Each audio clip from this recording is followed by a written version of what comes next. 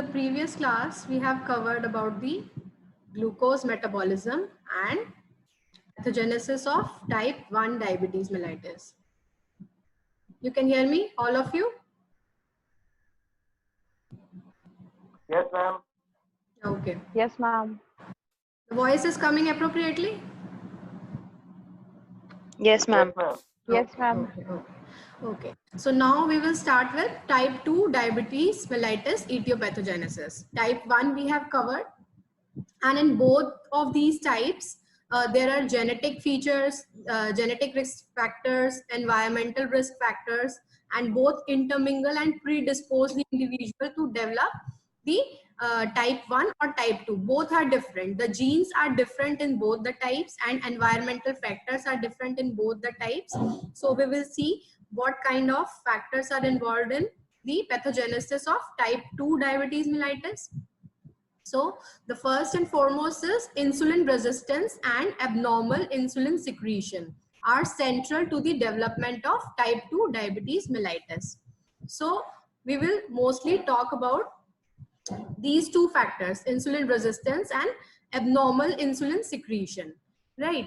In this, there is not the beta cell failure. Pancreas में जो beta cells होते हैं उसका फेलियर नहीं होता है इसमें इंसुलिन सिक्रीशन भी होता है, जैसे कि टाइप 1 में उसकी डेफिशिएंसी हो जाती है इंसुलिन सिक्रीशन की. इसमें क्या होता है, टाइप 2 में insulin is present but there is resistance to the effect of insulin. There is the sensitivity of the receptors become decreased, right?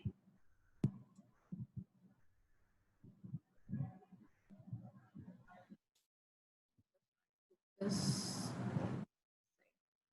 Okay.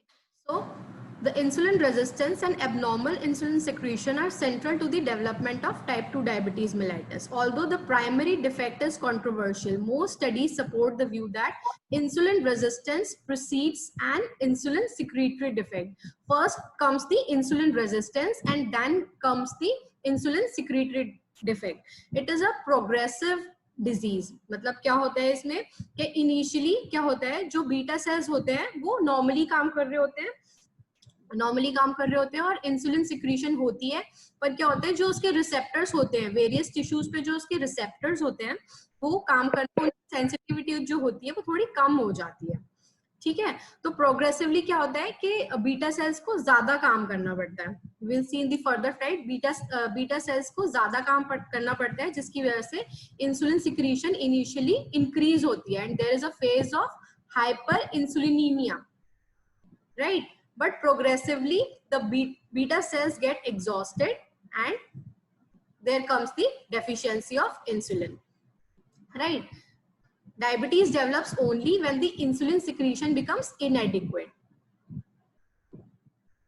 So first we will see the genetic consideration, what features predispose the individual to develop type 2 diabetes mellitus. Type 2 diabetes mellitus has a strong genetic component, right? The concordance of type 2 diabetes mellitus in identical twins is between 70 and 90%. That means अगर identical twins हैं तो risk अगर एक को develop हो गया तो दूसरे में 70 to 90% चांस है कि डेवलप हो सकता है, right? Individuals with a parent with a type 2 diabetes mellitus has increased risk of diabetes. अगर आपकी फैमिली में किसी भी एक पेरेंट को है, अगर मम्मी को है या पापा को है, और अगर both the parents have type 2 diabetes mellitus, then the risk approaches 40%. 40% risk हो जाएगा अगर if both the parents have history of diabetes mellitus. Insulin resistance, as demonstrated by reduced glucose utilization in skeletal muscle, is present in many non-diabetic first degree relatives of individuals with type 2 diabetes mellitus. इसमें क्या होता है, insulin resistance कैसे show होता है, जो glucose होती है उसकी यूटिलाइजेशन कम होती है स्केलेटल मसल्स में, और दूसरे सेल्स में उसकी यूटिलाइजेशन जो होती है वो इंसुलिन की वजह से ही होती है. Okay, you can on your videos if you want, it leads to better conversation, right? I will know better के वेदर यू आर अंडरस्टैंडिंग और not, right? So insulin resistance की वजह से क्या होता है, reduce glucose utilization in skeletal muscles हो जाती है, और ये नॉन डायबिटिक रिलेटिव्स में भी हो सकती है। जो नॉन डायबिटिक रिलेटिव्स होते हैं अक्सर वो क्या करते हैं कि स्क्रीनिंग करवाते नहीं है अपनी, पर स्क्रीनिंग करवाते रहना चाहिए। If you have a family history तो आपको अपनी स्क्रीनिंग, अपना ब्लड ग्लूकोज लेवल्स चेक करवाते रहने चाहिए।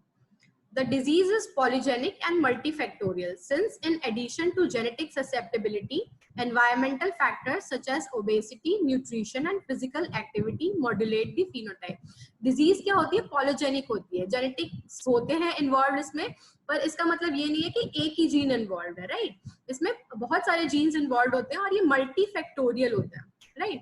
ठीक है, बहुत सारे फैक्टर्स इन्वॉल्व होते हैं इसमें। जेनेटिक ससेप्टेबिलिटी एक फैक्टर है, एनवायरमेंटल फैक्टर्स में जैसे कि ओबेसिटी हो गया आपका, डाइटरी हो गया, न्यूट्रिशन एंड फिजिकल एक्टिविटी आपकी ज्यादा है या कम है, वो मॉड्यूलेट करती है, जो क्लासिकल पिक्चर डेवलप करने में वो मॉड्यूलेट करती है उसको, ठीक है।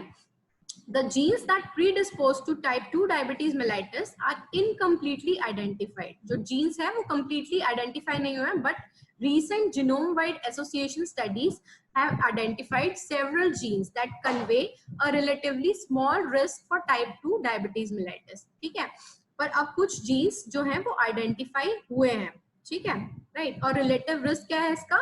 1.1 to 1.5 इसका risk है, right? जो इसमें जीन्स इन्वॉल्व है उसमें एक variant of transcription factor 7 like 2 gene है जो कि एसोसिएट होता है टाइप 2 डायबिटीज से, ठीक है। और इस अगर ये प्रेजेंट है तो पहले पॉपुलेशन में क्या होगा? इम्पेयर्ड ग्लूकोज टॉलरेंस होगा और हाई रिस्क हो जाएगा डायबिटीज का, ठीक है। बट एक पॉलीमॉर्फिज्म नहीं है इसमें, सिर्फ एक जीन्स इन्वॉल्व नहीं है, पॉलीमॉर्फिज्म है। और इसमें कौन कौन से जीन्स इन्वॉल्व है जो अंडरलाइन किया मैंने? जीन्स एनकोडिंग दी पेरोक्सिज्म proliferators activated receptors, इसको PPA receptors भी बोलते हैं, तो जो जीन्स एनकोड कर रहे हैं PPA receptors को। और IRK चैनल को जो कर रहे हैं in beta cells, inward rectifying potassium channels expressed in beta cells, ये वाले जीन्स इन्वॉल्व हैं। और zinc transporters expressed in beta cells, ये वाले इन्वॉल्व हैं आपके। IRS एंड कैल्पेन 10, ये सारे जीन्स जो हैं वो आपके इन्वॉल्व हैं।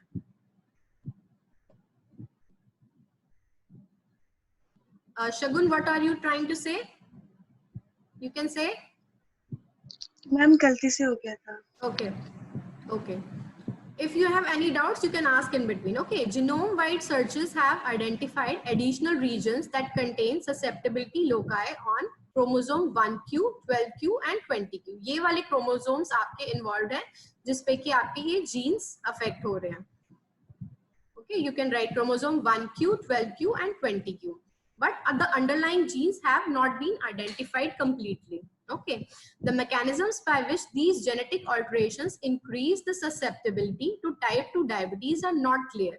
जो mechanism है जिस वजह से ये genetic alterations होते हैं वो clear नहीं है, but several are predicted to alter insulin secretion, right? पर ये सारे मिलके क्या करते हैं? आपके इंसुलिन सिक्रीशन को अफेक्ट कर रहे हैं। Investigations using genome wide scanning for polymorphisms associated with type 2 diabetes mellitus is going on, और इसकी जीनोम वाइड स्कैनिंग्स हो रही हैं to identify the polymorphisms is going on, right?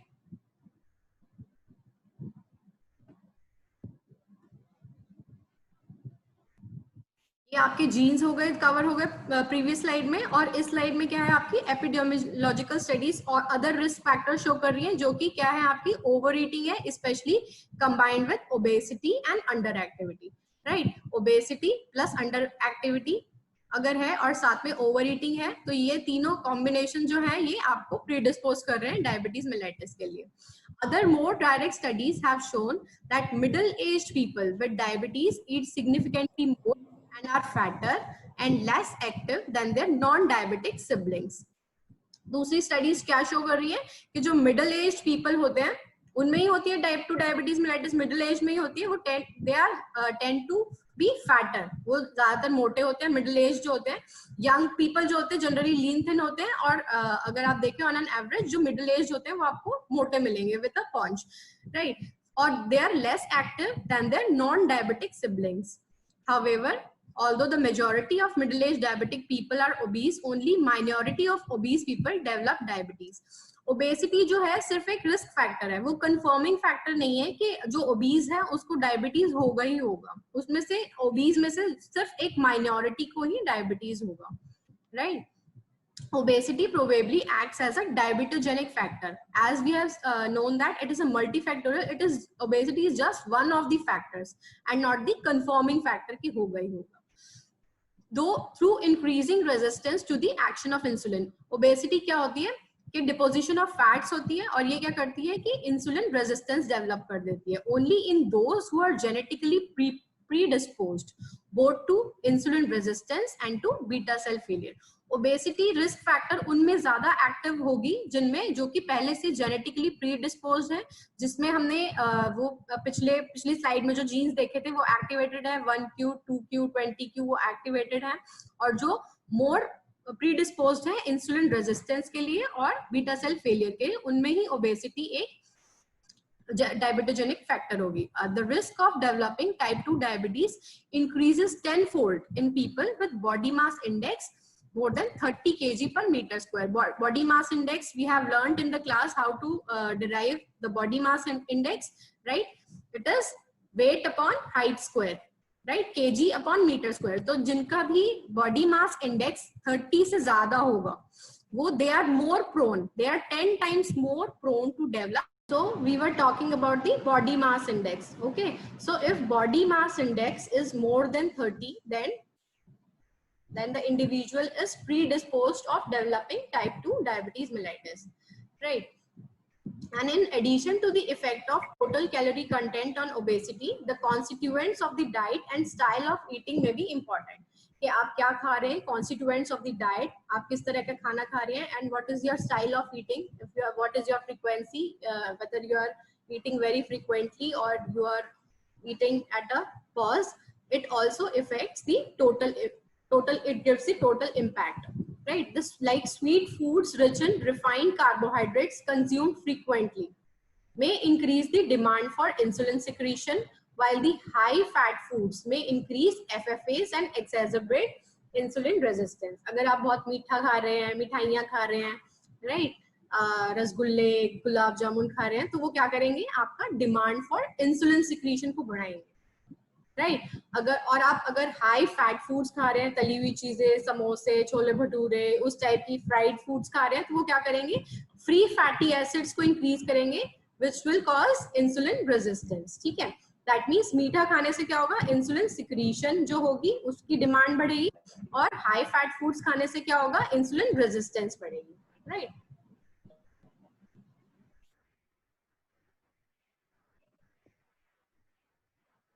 Type 2 diabetes mellitus is principally a disease of middle aged and elderly.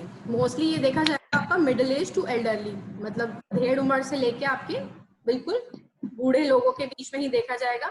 And in the UK it affects 10% of the population over 65 years से above जो होंगे उनमें 10% को, और 70% of the cases of diabetes occur after the age of 50 years.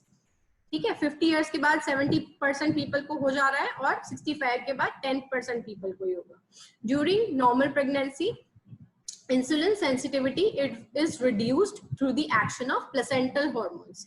उसमें क्या होता है, प्रेगनेंसी के टाइम पे क्या होता है, इंसुलिन सेंसिटिविटी थोड़ी रिड्यूस होती है due to the placental hormones, and this affects glucose tolerance, और glucose tolerance the insulin secreting cells of pancreatic islets may be unable to meet this increased demand in women genetically predisposed to develop diabetes.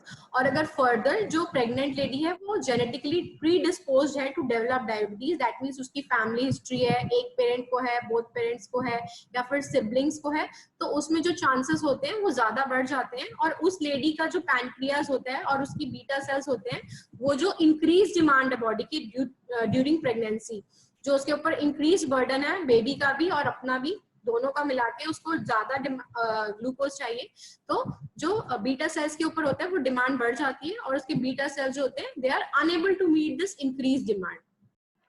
So the epidemiological factors क्या क्या हो गए आपके, एक तो pregnancy हो गया, डाइटरी फैक्टर्स हो गया, ओबेसिटी हो गया, जेनेटिक्स हो गए, राइट, एनवायरमेंटल फैक्टर्स हो गए, आपकी अंडर एक्टिविटी हो गया, ओके, मिडल एज हो गया, मिडल एज टू एल्डरली, या के एपिडेमियोलॉजिकल फैक्टर्स हो गए. Now we will move on to the pathophysiology.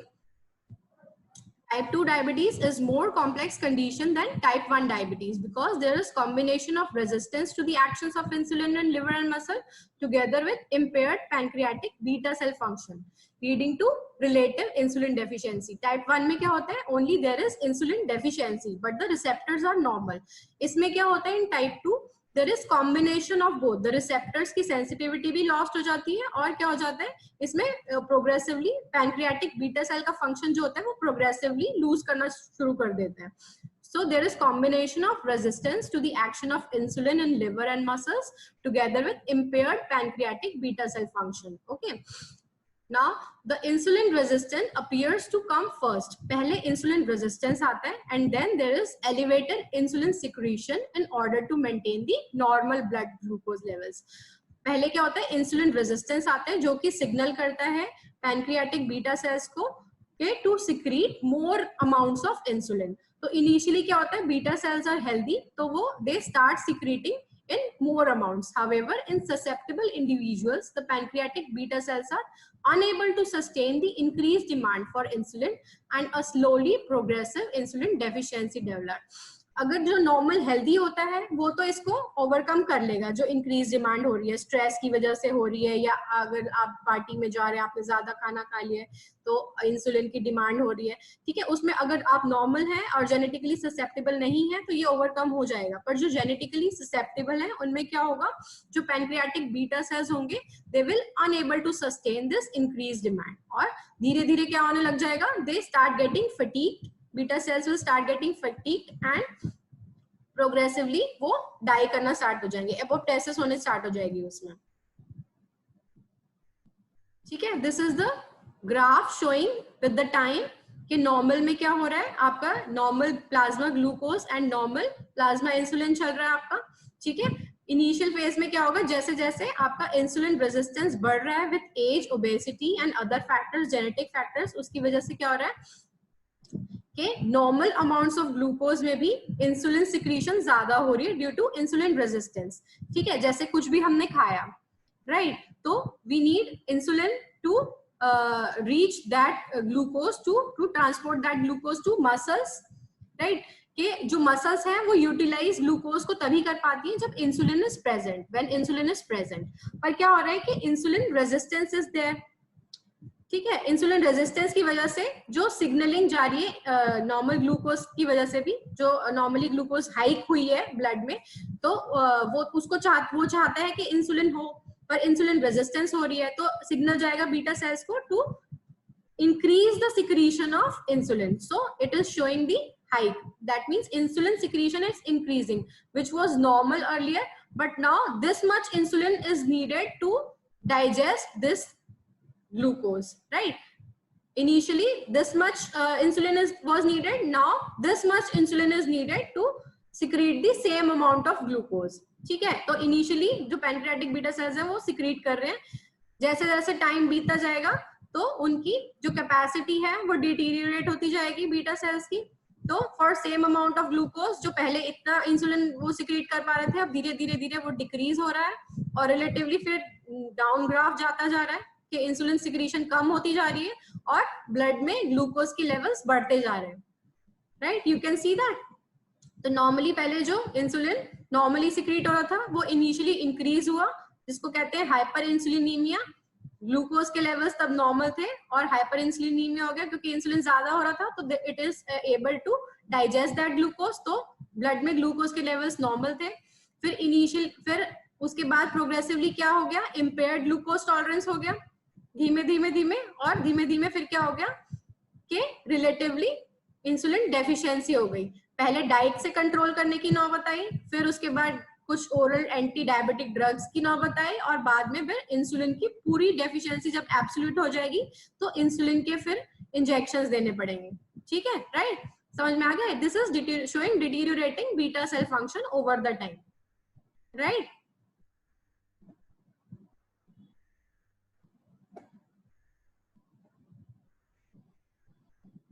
So in the early stage, what is happening? Hyperinsulinemia. Eventually, beta cells are unable to compensate.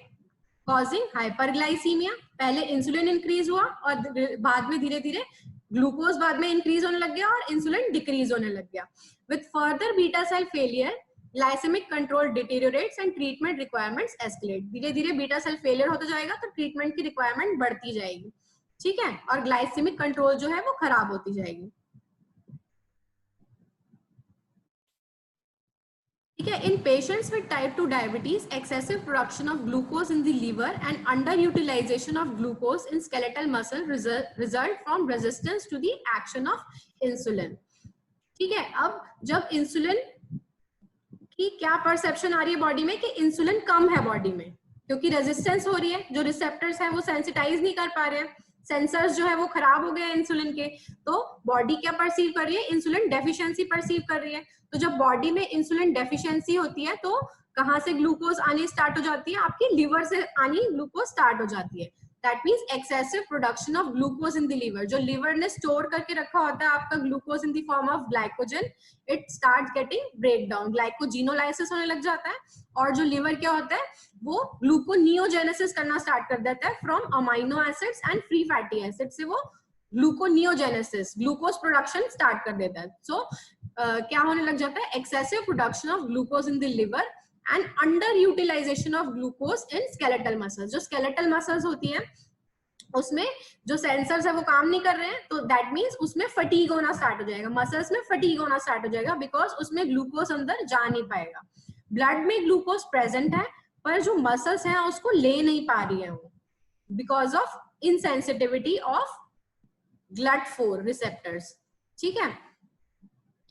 That means resistance to the action of insulin, ठीक है। Resistance की वजह से दो चीजें हो रही है, excessive glucose production in the liver and under utilisation of glucose in skeletal muscles, ठीक है। देखो ये पिक्चर में देखो, इसमें पैथोफिजियोलॉजी ऑफ टाइप 2 में क्या शो कर रहा है, एक तो पैनक्रियाज में डिक्रीज इंसुलिन सिक्रीशन शो कर रहा है, ये इसको रहने दो, आप पैथोफिजियोलॉजी को रहने दो, क्योंकि आप इस पे कॉन्सेंट्रेट करो क्या लिखा हुआ है इस पे, ठीक है। इसमें क्या हो रहा है, लिवर में इंक्रीज हेपेटिक ग्लूकोज आउटपुट हो रहा है ड्यू टू इंसुलिन रेजिस्टेंस, और यहाँ पे मसल में इंसुलिन रेजिस्टेंस हो रहा है जिसकी वजह से अंडर यूटिलाइजेशन हो रहा है, ठीक है। इम्पेयर्ड इनक्रेटिन इफेक्ट क्या होता है, when you take glucose by mouth, ठीक है, it will cause increase amounts of insulin secretion. जब आप मुंह से ग्लूकोज लेते हो तब इंसुलिन सिक्रीशन ज्यादा होता है, जब आप आईवी ड्रिप से लेते हो तो इतना ज्यादा सिक्रीशन नहीं होता है, उसको इनक्रेटिन इफेक्ट बोलते हैं। तो इनक्रेटिन इफेक्ट जो है वो इम्पेयर हो गई है इसमें, दैट मीन्स आप अगर मुंह से ग्लूकोज ले रहे हैं तब भी इतनी ज्यादा इंसुलिन की सिक्रीशन नहीं हो रही है, दैट मीन्स इनक्रेटिन इफेक्ट खराब हो गई है इसमें, ठीक है। और पैनक्रियाज में क्या हो रहा है, ये प्रोग्रेसिवली होगा कि इंसुलिन सिक्रीशन डिक्रीज हो रही है। Beta cell apoptosis, apoptosis means programmed cell death, ठीक है। प्रोग्रेसिवली क्या होने लग जाएगा, पहले बीटा सेल फटीग होगा और फिर धीरे धीरे नेक्रोस होने लग जाएगा और फिर एपोप्टोसिस हो जाएगी उसमें, ठीक है। और बीटा सेल मास जो है वो डिक्रीज होने लग जाएगा, और जो हाइपर ग्लूकोगोनीमिया, ग्लूकेगॉन एक हार्मोन होता है जो एंटी इंसुलिन इफेक्ट होता है जिसका, वो बढ़ने लग जाएगा, जो कि अल्फा सेल्स सिक्रीट करते हैं। आपके आइलेट्स में 4 टाइप के सेल्स होते हैं, alpha, beta, delta and PP sales या एफ सेल्स, ठीक है। तो जब बीटा सेल मास कम होना स्टार्ट हो जाएगा तो ग्लूकेगॉन वाला अल्फा सेल्स जो है वो हाइपरट्रोफी करना स्टार्ट कर देंगे और ग्लूकेगॉन ज्यादा अमाउंट्स में रिलीज करना स्टार्ट कर देंगे, ठीक है। और एडिपोसाइट्स या फैट सेल्स में क्या होगा, there is increase circulating fatty acids, जो लाइपोलाइसिस है वो होनी स्टार्ट हो जाएगी due to insulin relative insulin deficiency और इंसुलिन रेजिस्टेंस की वजह से जो फैट्स के डिपॉजिट्स हैं वो ब्रेक डाउन होने स्टार्ट हो जाएंगे, ठीक है। फैट सेल्स में जो ट्राइग्लिसराइड्स हैं वो ब्रेक डाउन होने स्टार्ट हो जाएंगे और ब्लड में फ्री फैटी एसिड्स आने लग जाएंगे, और जो ये फ्री फैटी एसिड्स हैं वो आपके बाद में लिवर में जाके कीटोन बॉडीज बनाना स्टार्ट कर देंगे, ठीक है। तो आपका जो लिवर है वो आपका ग्लूकोज प्रोडक्शन भी कर रहा है प्लस आपका कीटोन बॉडीज फॉर्मेशन भी कर रहा है, ठीक है। ये पिक्चर भी यही शो कर रही है, आपका कार्बोहाइड्रेट डाइजेस्टिव एंजाइम्स क्या कर रहे हैं, ग्लूकोज ज्यादा आ रहा है ब्लड में, ठीक है, जिससे सिग्नल जा रहा है कि हमें इंसुलिन सिक्रीशन चाहिए, but there is defective beta cell secretion due to genetically predispose individual में, ठीक है, जिसकी वजह से इंसुलिन सिक्रीशन नहीं हो पा रही है, और इंसुलिन सिक्रीशन की वजह से ये सिग्नल दे रहा है यहाँ पे लिवर को to secrete more amounts of glucose. ठीक है, लिवर जो है आपका मोर अमाउंट्स ऑफ ग्लूकोज आपका ब्लड में दे रहा है थ्रू ग्लूकोनियोजेनेसिस एंड ग्लाइकोजिनोलाइसिस। ठीक है, एंड ये स्केलेटल मसल शो कर रहा है, यहाँ पे रिड्यूस ग्लूकोज अपटेक हो रहा है, और ये फैट सेल्स हैं, इसमें एक्सेसिव लाइपोलाइसिस हो रहा है, ब्रेक डाउन ऑफ फैट्स हो रहा है, ट्राइग्लिसराइड्स हो रहा है। These all are due to resistance to the action of insulin.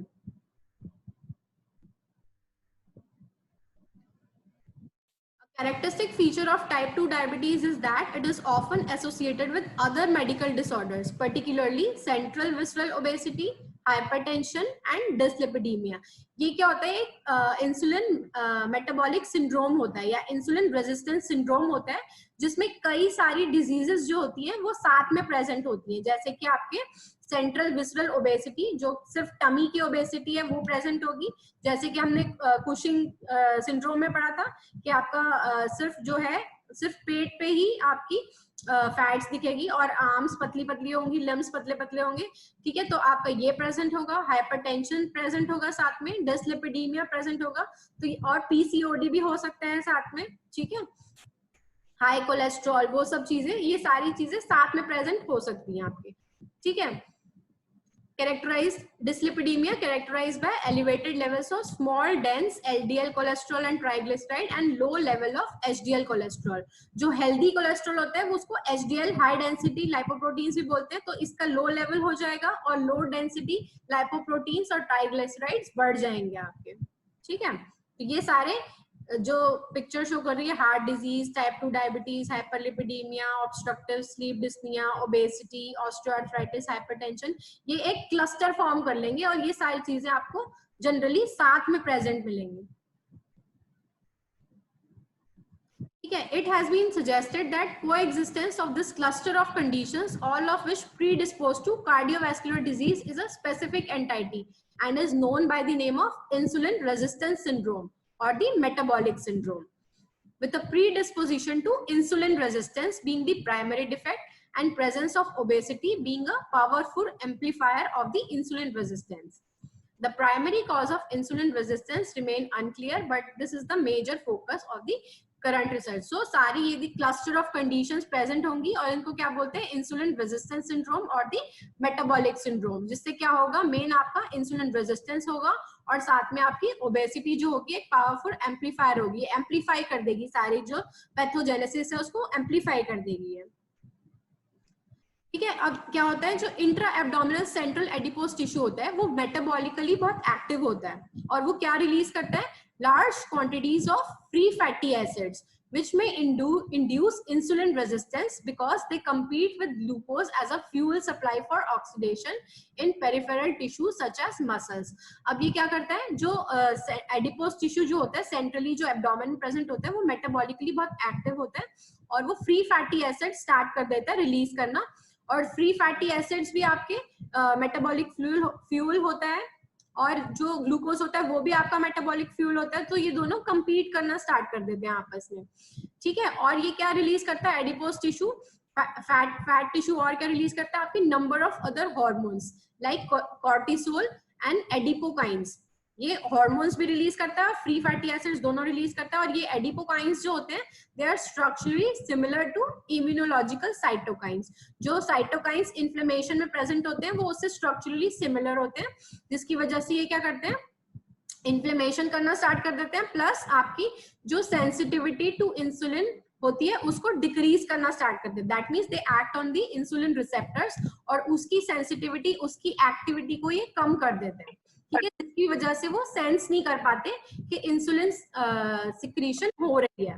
ठीक है, जिस वजह से ग्लूकोज वो यूटिलाइज नहीं कर पाते, and because of this visceral adipose tissue drains into the portal vein, और जो ये एडिपोज टिश्यू है इसकी ब्लड सप्लाई क्या होती है, पोर्टल वेन में जाती है, जिससे इसका impact portal which is supplying to liver, तो ये लिवर में भी ये विसरल जो एडिपोज टिश्यू ड्रेन करते हैं, और इन हार्मोन्स की वजह से क्या होता है, insulin sensitivity in the liver also gets affected. जो लिवर की भी इंसुलिन सेंसिटिविटी होती है वो डाउन हो जाती है और वो सिग्नल का देना स्टार्ट कर देते हैं for gluconeogenesis and increase hepatic lipid metabolism. वो फ्री फैटी एसिड्स को जो लिवर होता है वो मेटाबोलाइज करना स्टार्ट कर देता है और ग्लूकोनियोजेनेसिस करना स्टार्ट कर देता है, ग्लाइकोजिनोलाइसिस करना स्टार्ट कर देता है। ठीक है, तो आपका फ्री फैटी एसिड्स प्लस एडिपोकाइंस, दो चीजें जो है वो फैट सेल्स रिलीज कर रहा है, जिसकी वजह से सारा इंसुलिन रेजिस्टेंस हो रहा है।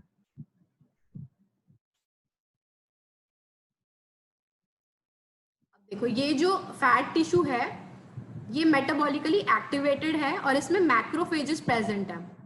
ठीक है, it contains 50 to 60% of macrophages. तो ये बायोलॉजिकली एक्टिव हो गया और ये क्या कर रहा है, जो फैट सेल्स हैं उनको एपोप्टोसिस कर रहा है ड्यू टू इन्फ्लेमेशन। धीमे धीमे ये एपोप्टोसिस की तरफ जा रहे हैं, प्रोग्राम सेल डेथ की तरफ जा रहे हैं और साथ में क्या हो रहा है, इसमें इन्फ्लेमेशन हो रहा है। मैक्रोफेजेस मींस इन्फ्लेमेशन, तो इन्फ्लेमेटरी साइटोकाइंस रिलीज कर रहे हैं, inflammatory factors are getting released and MI activated macrophages are getting release. तो बॉडी में एक क्रॉनिक इन्फ्लेमेशन हो रही है आपको फैट सेल्स की हाइपरट्रोफी की वजह से। क्या हो रहा है, जो फैट सेल्स बढ़ रहे हैं बॉडी में उनकी वजह से इन्फ्लेमेशन हो रही है बॉडी में। ठीक है, फ्री फैटी एसिड्स बढ़ रहे हैं बॉडी में, कीटोन बॉडीज प्रोड्यूस हो रही है। ठीक है, लो क्रॉनिक इन्फ्लेमेशन हो रही है। ठीक है, और ये सब क्या मिलके कर रहे हैं, TNF tissue necrosis factor release हो रहे हैं साथ में इन्फ्लेमेटरी फैक्टर्स के साथ में। और ये इन्फ्लेमेशन क्या कर रही है, it is recruiting other immune cells like CD8 cells, CD4 cells, macrophages. ठीक है, टी लिम्फोसाइट्स हैं और ये सब मिलके क्या कर रहे हैं, इन्फ्लेमेशन कर रहे हैं प्लस आपकी इंसुलिन रेजिस्टेंस कर रहे हैं। They are decreasing the sensitivity of insulin receptors to insulin in various tissues, जैसे कि लिवर में, स्केलेटल में। ठीक है, उसमें ये इंसुलिन और फैट्स में भी इसका इंसुलिन रेजिस्टेंस हो रहा है। ठीक है, जिसकी वजह से इंक्रीज लाइपोलाइसिस हो रहा है, ब्रेक डाउन होगा और एपोप्टोसिस होता जाएगा, एक सर्कल बन जाएगा आपका, साइकिल बन जाएगा।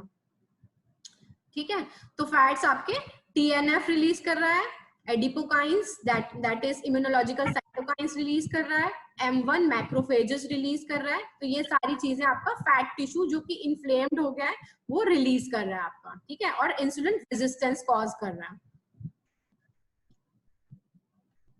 ठीक है, ये नॉर्मल एडिपोज टिश्यू है और ये एनलार्ज एडिपोज टिश्यू है। ठीक है, ये मैंने आपको बता दिया, एंटी इन्फ्लेमेटरी एडिपोकाइंस और फ्री फैटी एसिड्स कर रहा है।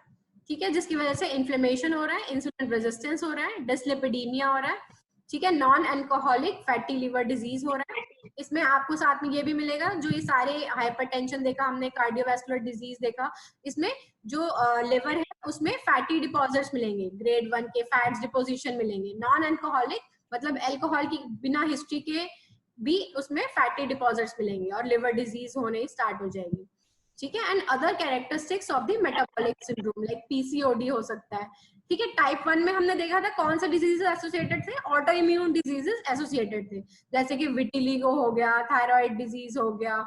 ठीक है, उसमें ज्यादातर टाइप 1 में ऑटो इम्यून डिजीजेस साथ में एसोसिएटेड थे। इसमें ये सारे मेटाबॉलिक सिंड्रोम वाले डिजीजेस जो है एसोसिएटेड है साथ में, जिसमें मेटाबॉलिक सिंड्रोम हो रहा है, जैसे कि डायबिटीज मेलाइटिस के साथ साथ क्या प्रेजेंट है, हाइपरटेंशन, डिसलिपिडीमिया, NAFLD।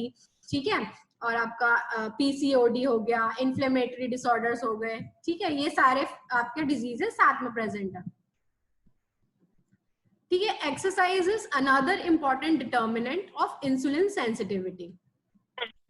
एक्सरसाइज भी एक इम्पॉर्टेंट डिटर्मिनेंट है इंसुलिन सेंसिटिविटी के लिए। जो इंसुलिन सेंसिटिविटी होती है उसको एक्सरसाइज जो है मॉड्यूलेट करता है, उसको चेंज कर देता है। ठीक है, inactivity is associated with down regulation of insulin sensitive kinesis. जो इनएक्टिविटी अगर होती है, जैसे हम कुछ काम नहीं करते, सेडेंटरी लाइफस्टाइल होती है, वो क्या करती है, डाउन रेगुलेट कर देती है इंसुलिन सेंसिटिव काइनेसिस को and increase the accumulation of free fatty acid with in the skeletal muscles. जिसके ऑपोजिट क्या होता है, एक्सरसाइज जो होती है वो सेंसिटिविटी को बढ़ाती है, मतलब बिना इंसुलिन के भी ग्लूकोज यूटिलाइज हो जाता है मसल्स में। ठीक है, sedentary people are therefore more insulin resistant than active people with the same degree of obesity। अगर एक obese person है और वो exercise करना start कर देता है तो उसकी insulin sensitivity जो है वो rise करना start कर देगी और insulin resistance जो है वो कम होना start हो जाएगा। ठीक है, moreover exercise allows non insulin dependent glucose uptake into muscle। Muscles में क्या होता है, जनरली जो ब्लड फ्लो ट्रांसपोर्टर होते हैं और जो चैनल्स होते हैं उसके थ्रू ही जो ग्लूकोज अंदर जाता है। पर एक्सरसाइज में क्या होता है, non insulin dependent glucose channels हैं वो भी खुल जाते हैं और मसल्स जो है ग्लूकोज यूटिलाइज करना स्टार्ट कर देता है, reducing the demand on the pancreatic beta cells to produce insulin. That mean insulin की सिक्रीशन के बिना भी जो मसल्स हैं वो ग्लूकोज अपटेक करना स्टार्ट कर देते हैं एक्सरसाइज की वजह से। आपके पैनक्रियास पे ज्यादा बर्डन नहीं पड़ता और उसको इंसुलिन ज्यादा सिक्रीट करने की जरूरत नहीं पड़ती। That mean insulin is that means exercise is very powerful modulator of this insulin resistance. This picture is also showing this high intensity exercises opening the glucose transporters without a signal from insulin. Generally क्या होता है, insulin ने signal देता है glucose transporters को, पर high intensity exercise ने इन gets को पहले ही खोल दिया और glucose is start getting inside the muscle cells. Generally क्या होता है, इंसुलिन सिग्नल देता है तब ये ग्लूकोज ट्रांसपोर्टर्स खुलते हैं और तब अंदर ही जाते हैं, ठीक है। पर इन्फ्लेमेटरी साइटोकाइंस क्या हो रहे हैं, इस इंसुलिन रिसेप्टर की सेंसिटिविटी को डिक्रीज कर रहे हैं, ठीक है। हाई इंटेंसिटी एक्सरसाइज से ये चैनल्स अपने आप बिना इंसुलिन के ही खुल रहे हैं, ठीक है।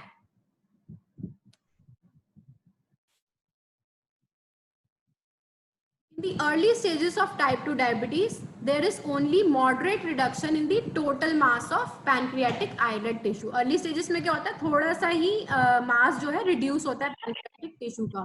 Some pathological changes are typical of type 2 diabetes. The most is consistent is deposition of amyloid.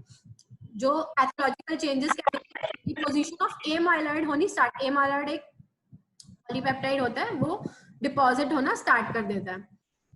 ये एक हाइपोथेसिस है, ठीक है, an attractive but as yet unproven hypothesis to explain beta cell destruction in type 2 diabetes is that this polypeptide amylin is secreted together with insulin so that in the presence of insulin resistance the excessive demand of insulin secretion also result in formation of excess amylin which forms insoluble fibrils of amyloid and ultimately destroys beta cells, ठीक है। Insulin के साथ साथ ये amylin secrete होता है और amylin क्या करता है, ये फाइब्रोसिस करना स्टार्ट कर देता है बीटा सेल्स में, जिससे कि बीटा सेल की डिस्ट्रक्शन होना स्टार्ट हो जाती है। ये एमाइलॉइड वही है जो कि आपका एल्जाइमर्स डिजीज कॉज करता है, जो कि टाइप 2 डायबिटीज का कॉम्प्लिकेशन भी है, एल्जाइमर डिजीज, जिसमें न्यूरोफिब्रिल्स में एमाइलॉइड डिपॉजिट्स होना स्टार्ट कर देते हैं। वही एमाइलॉइड अगर पैनक्रियास के बीटा सेल्स में अगर डिपॉजिट हो रहा है तो ये आपका क्या कर रहा है, बीटा सेल की डिस्ट्रक्शन कर रहा है, जिससे कि आपकी इंसुलिन डेफिशिएंसी हो जाएगी। फिर Why beta cell numbers are typically reduced by 20 to 30% in type 2 diabetes, alpha cell mass is unchanged and glucagon secretion is increased, which may contribute to hyperglycemia. ठीक है, तो बीटा सेल्स की destruction तो हो गई है, पर अल्फा सेल्स जो है वो एक्टिवेट हो जाते हैं और आपका ग्लूकेगॉन को सिक्रीट करना स्टार्ट कर देता है। Glucagon is a hormone when glucose is gone, that means when fasting is there, तब रिलीज होता है। पर सिग्नल क्या आ रहा है इंसुलिन रेजिस्टेंस की वजह से कि ग्लूकोज कम है बॉडी में, तो glucagons get activated and it further contribute to the hyperglycaemia. This glucagon will further increase the glucose supply in the blood by breaking down glycogen from the liver and muscles. ठीक है, this is deposition of amyloid in type 2 diabetes, ठीक है। ये islet beta cell है, ठीक है। Insulin के साथ साथ ये आपका amylin भी सिक्रीट कर रहा है और this amylin fibrils is causing beta cell death. और इंसुलिन, ये हेल्दी इंडिविजुअल में बीटा सेल इंसुलिन सिक्रीट कर रहा है और इसको सप्रेस करता है। ये दोनों ये एंटी हार्मोन्स है। अगर इंसुलिन सिक्रीट हो तो अल्फा सेल्स सप्रेस हो जाते हैं और ग्लूकेगॉन कम हो जाता है, ठीक है, ग्लूकेगॉन कम हो जाता है। पर इंडिविजुअल विद डायबिटीज में क्या होता है, इंसुलिन की रिलेटिवली डेफिशिएंसी हो रही है और अल्फा सेल्स एक्टिवेट हो रहे हैं इंसुलिन रेजिस्टेंस की वजह से, जिस वजह से ग्लूकेगॉन ब्लड में बढ़ रहा है, ठीक है।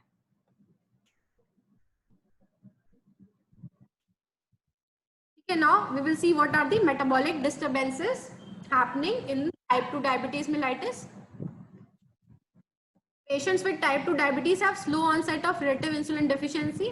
ठीक है, धीरे धीरे जो इंसुलिन की डेफिशिएंसी होती है, and small amounts of insulin are required to suppress lipolysis, and some glucose uptake is maintained in muscle so that unrestrained lipolysis, proteolysis do not occur, and weight loss and ketoacidosis are rare. इसमें metabolic disturbances में क्या होता है, progressively insulin decrease हो रहा है. That means कुछ amounts में इंसुलिन प्रेजेंट है और वो जो है लाइपोलाइसिस को सप्रेस कर देता है, जिससे कि some glucose uptake is maintained in the muscle, और एकदम से वेट लॉस नहीं हो जाता है. ठीक है, और एकदम से unrestrained mean uncontrollable lipolysis and proteolysis do not occur, and weight loss and ketoacidosis are rare. ठीक है, और ग्लाइकोसूरिया कब होगा? when the blood glucose concentration exceeds the renal threshold. renal threshold कब होता है? 180 mg per deciliter तक आपका रीनल थ्रेशोल्ड होता है. उससे ज्यादा अगर एक्सीड करेगा ग्लूकोज इन दी ब्लड, तो फिर वो ग्लूकोज आपका यूरिन में जाना स्टार्ट कर देगा. ठीक है,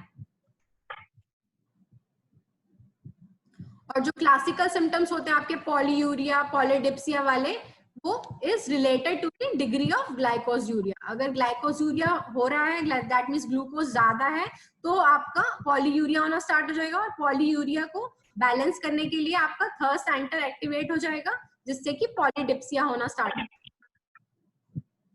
In type 2 diabetes, hyperglycemia develops slowly over months and years, and renal threshold for glucose rises so that the osmotic symptoms are usually mild. धीरे धीरे हाइपरग्लाइसीमिया डेवलप हो रहा है, जैसे कि आपने देखा धीरे धीरे डेवलप हो रहा है प्रोग्रेसिवली, जिस वजह से क्या होता है, ऑस्मोटिक सिम्टम्स आते हैं जो यूजुअली माइल्ड होते हैं, जिसकी वजह से दिस माइल्ड सिम्टम्स होने की वजह से there are large number of undetected cases in type 2 diabetes mellitus. पता ही नहीं लग पाता कि टाइप 2 डायबिटीज मेलाइटिस हो रहा है because of this mildness of symptoms.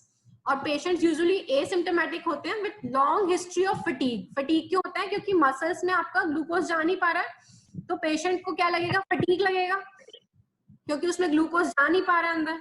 With और विदाउट ऑस्मोटिक, फटीग के साथ ऑस्मोटिक सिम्टम्स प्रेजेंट या बहुत ही माइल्ड होंगे, जो कि पता नहीं लग पाएंगे पेशेंट को. तो अगर किसी में लॉन्ग हिस्ट्री ऑफ फटीग आ रहा है, तो हमको ब्लड ग्लूकोज जरूर चेक करवाना चाहिए और उसको डायबिटीज के लिए स्कैन करना चाहिए. ठीक है, इन सम पेशेंट्स क्या होता है, presentation and pancreatic beta cell function has declined to the point where there is profound insulin deficiency. इस patient में present with weight loss, although ketoacidosis remains extremely rare. जब इसकी presentation late होगी, that means कि काफी ज्यादा beta cells affect हो चुके हैं और एपोप्टोसिस हो चुका है उनका. ठीक है, उस स्टेज में क्या होने लग जाएगा, लाइपोलाइसिस हो रहा है, आपका फैट्स जो है ब्रेक डाउन हो रहा है, जिस वजह से वेट लॉस होना स्टार्ट हो जाएगा. पर जो कीटोन बॉडीज है, कीटोएसिडोसिस है, वो एक्सट्रीमली रेयर है. ये हम बाद में अभी नेक्स्ट क्लास में कॉम्प्लिकेशंस लूंगी, कॉम्प्लिकेशंस ऑफ डायबिटीज मेलाइटिस, उसमें ये सारी चीजें एक्सप्लेन होंगी. ठीक है, intercurrent illness with infections increases the production of counter regulatory hormones such as cortisol, growth hormone and catecholamines. ठीक है, अगर कोई इंटरकरेंट इलनेस होती है तो ये काउंटर रेगुलेटरी हार्मोन्स को बढ़ाती है, जैसे कि cortisol, growth hormone and catecholamines. ये these hormones are counter regulatory to insulin. That means insulin क्या करता है, ब्लड में से ग्लूकोज को हटाता है, और ये वाले सारे हार्मोन्स जो होते हैं वो ब्लड में ग्लूकोज को लाते हैं, जैसे कि cortisol, it will increase the glucose in the blood, growth hormone increase the glucose in the blood, and catecholamines increase the glucose in the blood. All these are stress hormones. जो intercurrent illness भी एक kind of stress है, तो उसमें ये सारे counter regulatory hormones जाते हैं, तो आपका ये precipitate हो जाता है. ठीक है, जो प्रीडिस्पोज्ड इंडिविजुअल होगा उसमें प्रेसिपिटेट हो जाएगा. This can precipitate and exude exacerbation of insulin resistance and insulin deficiency and result in more severe hyperglycaemia and dehydration. तो जो स्ट्रेस में होते हैं लोग, अगर उनमें ग्लूकोज बढ़ रहा है, तो आप अगर स्ट्रेस का ट्रीटमेंट करते हैं तो वो नॉर्मल हो जाएगा. पर जो जेनेटिकली प्रीडिस्पोज्ड है, उसमें ये एक प्रेसिपिटेटिंग फैक्टर हो सकता है, कुछ भी किसी काइंड ऑफ इलनेस. उसके बाद इलनेस के बाद आपका डायबिटीज मेलाइटिस आपका स्टार्ट हो गया, वो ठीक ही नहीं हुआ. ठीक है,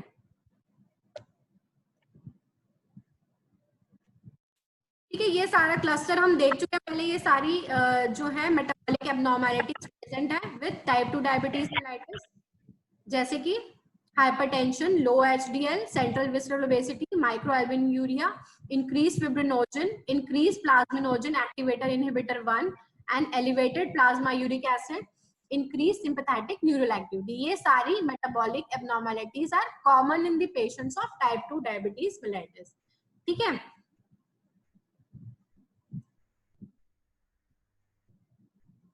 In most cases, there is obvious cause of destruction of pancreatic beta cells.